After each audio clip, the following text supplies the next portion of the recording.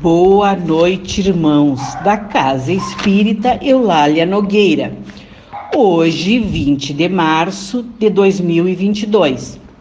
Estamos aqui reunidos para o Evangelho no Lar. Vamos limpar o nosso campo mental, ficar numa posição confortável, elevar o nosso pensamento ao alto e pedir para os espíritos de luz encarregados dos trabalhos de hoje que se faça presente, para que as palavras de Jesus penetrem fundo em nossos corações e que tenhamos um bom entendimento do Evangelho. Nos coube hoje, do capítulo 1, Eu não vim destruir a lei, itens 3 e 4, Cristo. Item 3. Jesus não veio destruir a lei, quer dizer, a lei de Deus. Ele veio cumpri-la, quer dizer, desenvolvê-la, dar-lhe seu verdadeiro sentido e apropriá-la ao grau de adiantamento dos homens. Por isso, se encontra nessa lei o princípio dos deveres para com Deus e para com o próximo, que constitui a base de sua doutrina. Quanto às leis de Moisés, propriamente dita, ao contrário, ele as modificou profundamente, seja no fundo, seja na forma. Combateu constantemente o abuso das práticas exteriores e as falsas interpretações, e não poderia fazê-las sofrer uma reforma mais radical do que as reduzindo a essas palavras: amar a Deus acima de todas as coisas e ao próximo como a si mesmo, e dizendo: está aí toda a lei e os profetas. Por estas palavras, o céu e a terra não passarão antes que tudo seja cumprido até o único J. Jesus quis dizer que seria preciso que a lei de Jesus recebesse seu cumprimento, quer dizer, fosse praticada sobre toda a terra, em toda a sua pureza, com todos os seus desenvolvimentos e todas as suas consequências.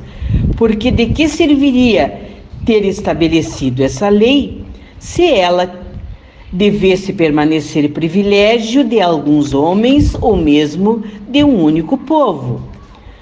Todos os homens, sendo filhos de Deus, são, sem distinção, o objeto da mesma solicitude. Item 4. Mas o papel de Jesus não foi simplesmente o de um legislador moralista, sem outra autoridade que a sua palavra. Ele veio cumprir as profecias que havia anunciado. Sua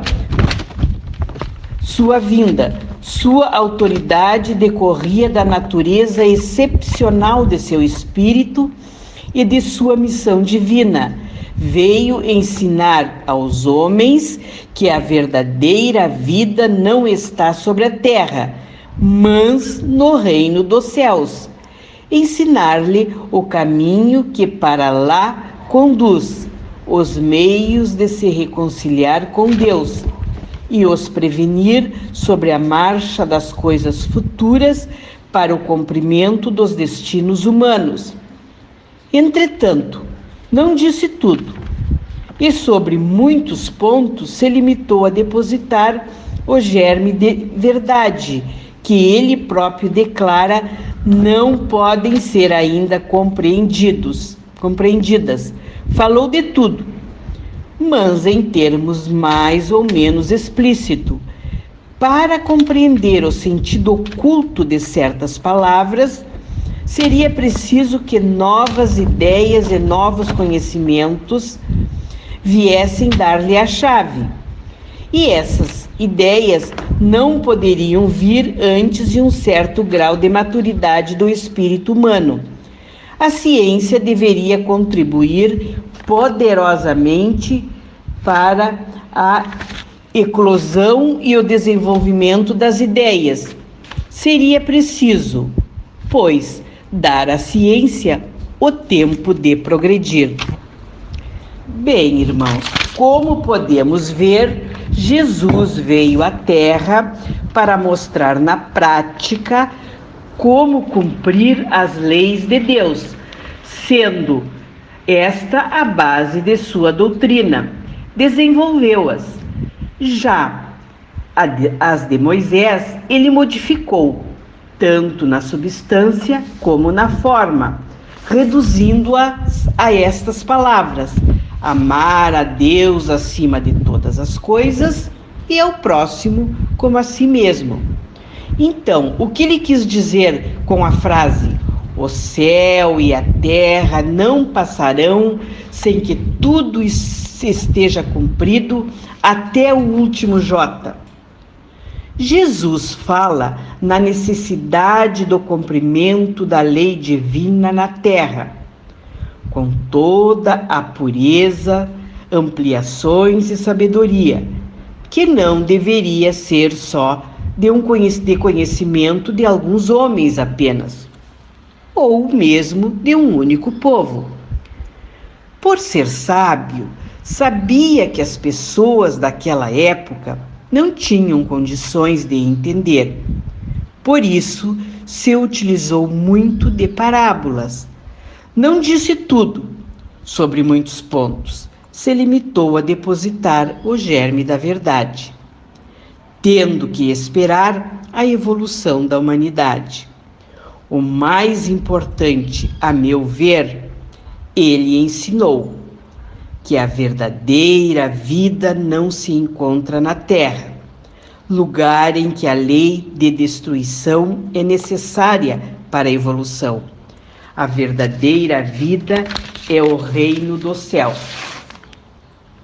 Nos encaminhando para o final, vamos todos juntos elevar mais uma vez o nosso pensamento ao alto, aproveitando as energias deste Evangelho e pedir pela paz no mundo, que os dirigentes desses países em conflito sejam envolvidos pelo amor, pela caridade, e que seus habitantes possam ser amparados e protegidos. Agradecemos a Deus também pelo entendimento desta doutrina maravilhosa. Pedimos pelas pessoas que estão nos cadernos. Pedimos por nossos lares, que os amigos espirituais nos dê um passe, que este grupo continue cada vez mais unido, que nossas águas que estão em nossos lares seja colocada ali o remédio necessário ao corpo e ao espírito. Agradeço a oportunidade, com o coração cheio de amor. Em nome de Deus, de Allan Kardec e da caridade, demos por encerrado o Evangelho de hoje. Tenham uma boa noite de descanso. Que assim seja.